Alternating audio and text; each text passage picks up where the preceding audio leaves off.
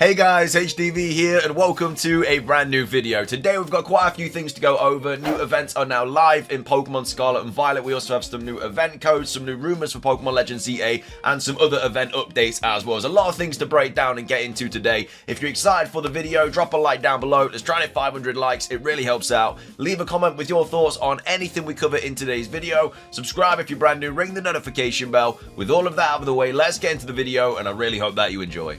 So, starting things off, let's take a look at the events that are now live in Pokemon Scarlet and Violet. It is the start of the whole summer roadmap that Pokemon announced very recently for the Generation 9 games. And we're kicking things off with the whole Pikachu event. So we have HDvee here tweeting out, saying, HDvee update. The Pokemon Scarlet and Violet Mighty Pikachu 7-star raid event has now begun a repeat run.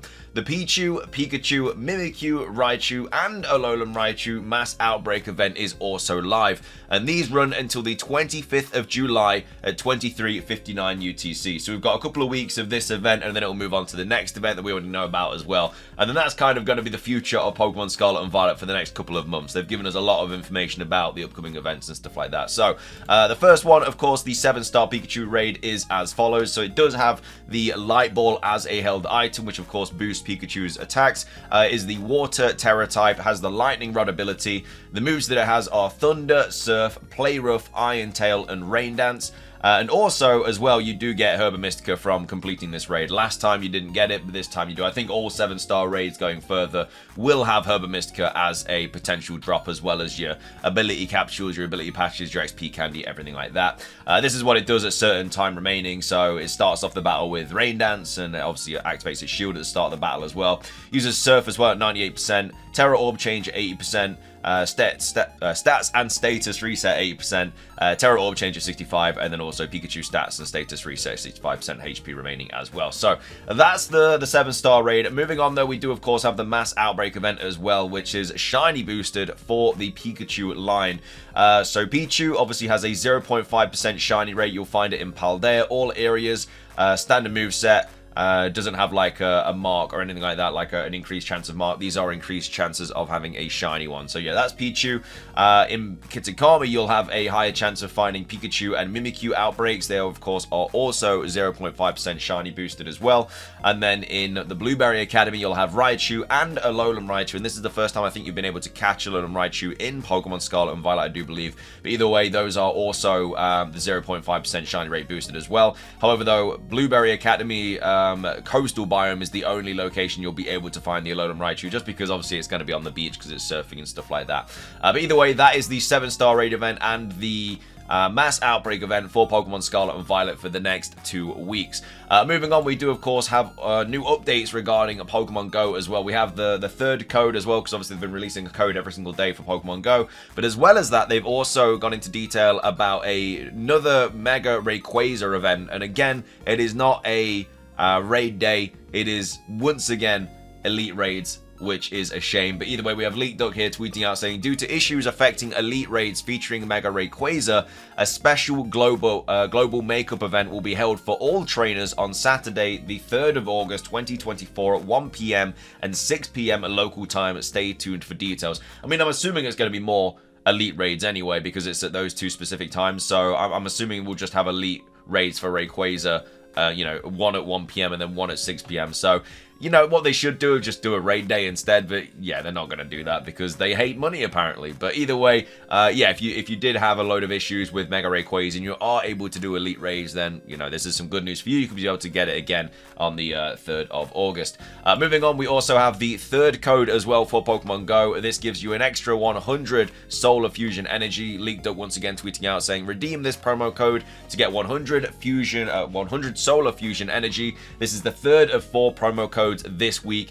This code is SXHCTVYDHTPVU. And again, yeah, this is just an extra 100 Solar Flare code. I'm assuming tomorrow's will be 100 Lunar Fusion Energy as well. But obviously, Go Fest does start tomorrow. Well, at the time I'm recording this, it starts tomorrow. So, yeah, obviously, it's going to be a lot of Pokemon Go stuff kind of going on as well. And then also finishing off the Pokemon Go stuff, this doesn't really affect many people unless you're in Japan. But we have HDvee here tweeting out saying, HDvee update, a new Pokemon Go event has been announced for Japan as part of the Quaxley Week being promoted in Japan from the 19th of July until the 26th of July. So I'm assuming it's just going to be Quaxley and maybe its evolution spawning more frequently in the wild. It can't be shiny in Pokemon Go, so they're not going to have like a higher shiny chance or anything like that. So it's not like we're going to be missing out on anything crazy. A lot of people have probably caught Quaxley quite a lot because in recent events we have had, you know, Quaxley spawning quite a bit, so it's not really that much of a thing we're going to miss out on. But either way, those are all the Pokemon Go updates, and also the Pokemon Scarlet and Violet event updates as well. Moving on, we do have a big old rumor to go over for Pokemon Legends ZA. We usually end the video with a 4chan rumor because they're always fun to take a look at. You know, they're most likely going to be fake, but you never know, one might slip through the cracks and actually be turning out to be real. But either way, it was posted on 4chan, so as always, take it with a massive grain of salt. Most likely fake, but either way, let's take a look at what this one says. So it's titled Leak Pokemon ZA. It was posted by Anonymous, and it was posted yesterday on the 11th of July. And it says, Leak Pokemon ZA.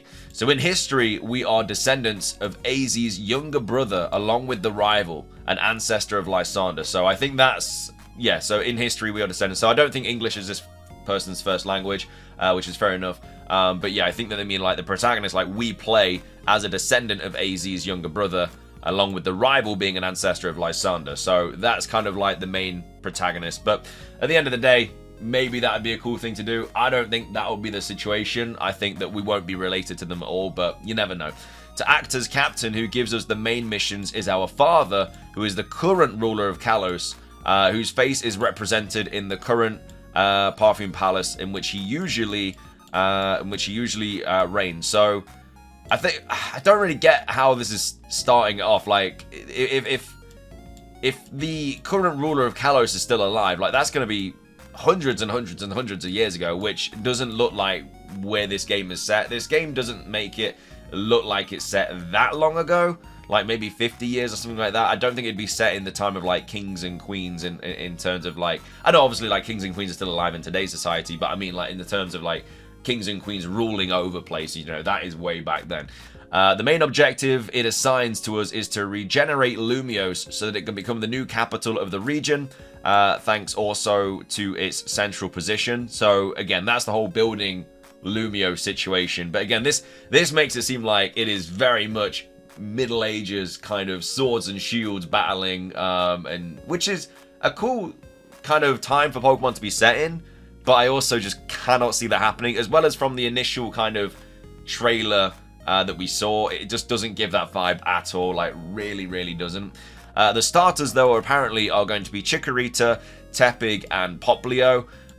So, yeah, I mean, it's hard to say. I mean, they're obviously following the Generation 2, 5, and 7 kind of theme that we got in Legends Arceus. Obviously, we got Cyndaquil, we got Oshawott, and we got Rowlet, which are also from Generation 2, 5, and 7. And so are Chikorita, Tepig, and Poplio. So I think that's where they're kind of getting that vibe from. And that might be the case. You know, we might get 3 Legends games, and you know, let's say the Chikorita, Tepig, and Poplio are the starters for Legends ZA. Let's say in the future we get like a Legends Hoenn or something. It'd make a lot of sense for the final 3 starters to be those as well. So in that case, it would be Totodile, it would be Snivy, and it would also be Litten. So, and that, again, that's only if they're kind of sticking with 3 Legends games and they are going within starters from Gen 2, 5, and 7, which we don't know, do we? I mean, we've only had one game we can base this off of, which was Legends Arceus. You know, they could keep that formula, keep that starter trio kind of selection, or they can just go a completely different way. We really don't know, because we have nothing really to base it off of. There's no patterns or anything to follow, because we've only had one other game like this. The final evolutions of which have a regional form of grass, so I'm assuming Meganium is Grass Psychic.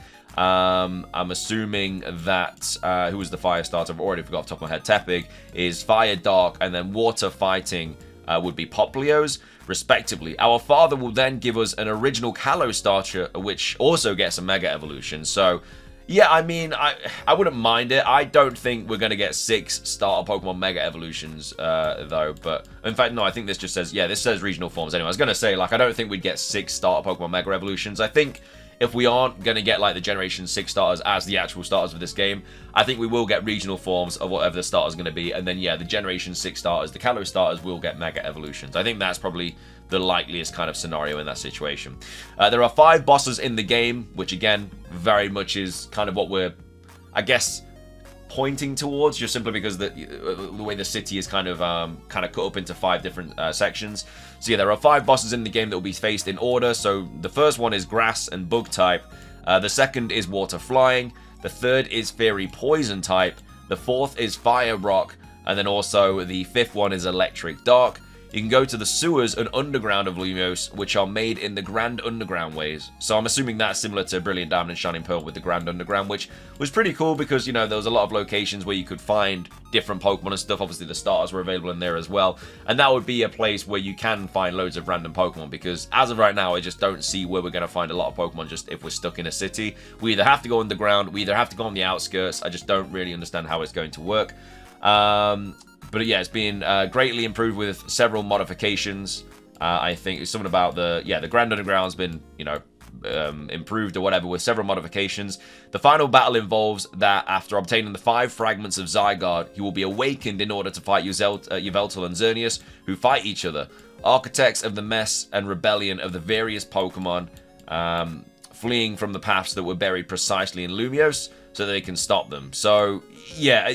It really doesn't make sense. It very much sounds like they're just making it up on the spot. They haven't really put a lot of thought into this at all. I just like it just doesn't make sense. It's really, really difficult to follow, and I get that it's because obviously it's like it's either in translated English or they've made it sound, you know, all over the place on purpose. I don't really know, but yeah, so far it's very difficult to follow. But yeah, apparently there's 5 fragments of Zygarde, and then that's going to be used to stop Xerneas and Yveltal. So there's no Zygarde cells or cubes or cores or whatever.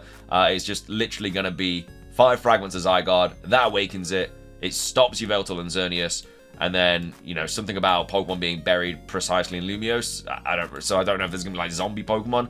Once defeated, the 2 Pokemon, through a tool held by our brother, fuse into a tree, seemingly like an empty shell. At that point, one last fight starts. You fight against the Union of the Legendaries led by our brothers, blinded by jealousy, then against him and his team. So yeah, that'd be like the evil kind of battle at the end where the brother would be jealous and whatever, and he's angry at us, and then he goes to fight us. There are new regional forms converge. It's just like that whole story spawn, and they're like, also there's this. That's just weird, man. There are new regional forms, convergent forms, and additions of those of the starters, including Nidoking and Nidoqueen, and related pre-evolution. So obviously Nidoran, Nidorina, and then Nidoran, and also Nidorino. Related pre-evolutions, Lantern and Chinchou. So yeah, the Nidoking, the Nidoqueen line, and the Lantern line would all be getting regional forms / convergent forms. Don't know which ones which for these Pokemon. They don't really state that. There are new Mega Evolutions as well as for those as the Kalos starters. So obviously Greninja, Delphox, Chestnut are getting Mega Evolutions, and then also Conkeldurr, Dragolgi, Dragonite, Flygon, and Chandelure. Again, I feel like Dragonite kind of has to get something in this game. You know, it's one of the only pseudo-legendaries that hasn't had anything. Some pseudo-legendaries have had 2 things, like Salamence, for example, has had a Mega Evolution and a Paradox form. And then poor old Dragonite, who's been around since Generation 1, has had absolutely nothing. No special Z-move, no Gigantamax form, no Mega Evolution, no form, nothing like that. It needs to get something in this game, in my opinion. Flygon does as well, but it's not a pseudo, so it doesn't get as much of like the spotlight as I feel like Dragonite should get. And then they go on to say the combat system is greatly improved and also includes online battles. So obviously Riddler-Coup has said, I mean, you can choose whether to believe Riddler-Coup or not. I would believe Riddler-Coup more than this random 4chan post. Riddler-Coup has said that there's going to be like no VGC and stuff like that, which doesn't mean that there wouldn't be any online battles. It just means it's less likely, because he said, in the way that Riddler-Coup said that, is like, yeah, there's like no VGC as you would kind of expect. Like, we're not really expecting online battles because we didn't get it in Legends Arceus. But yeah, this person is saying that we are actually going to get online battles. And then sorry for my little bad English. So yeah, I mean, all in all, I don't believe this for a second. I think it's completely fake. Again, it doesn't give us any dates and when we're going to get information or anything like that. So it's not even like we can wait to see if it's going to be false or not. I think it is just generally a really bad made rumor. I mean, there's certain aspects that I kind of like, you know, like these starter Pokemon getting regional forms, and then also the Kalos starters getting Mega Evolutions. The story is all over the place. I don't really like the protagonist being related to AZ and Lysandre. I don't really think that's going to be the case. I mean, it could be. They might be in the game in some way, shape, or form, like Ancestors or like AZ himself might be in the game. But yeah, I don't think we're going to be related to them. So yeah, I don't believe this at all. But either way, let me know your thoughts on this rumor. Do you think it is true or not? Would love to hear what you guys have to say. And also, let me know your thoughts on everything else that we covered today. Are you going to be doing the Pikachu raid event? Are you going to be doing the Mass Outbreak event? And also, what are your thoughts on the Rayquaza stuff? And then also make sure to redeem this code if you are playing Pokemon Go. Anyway, though, that's going to be everything from me. Thank you for watching. If you enjoyed, like I say, drop a like down below. Let's try and hit 500. Leave a comment. Subscribe if you're brand new. Ring the notification bell for daily Pokemon content. Have a fantastic rest of your day. And until next time, peace.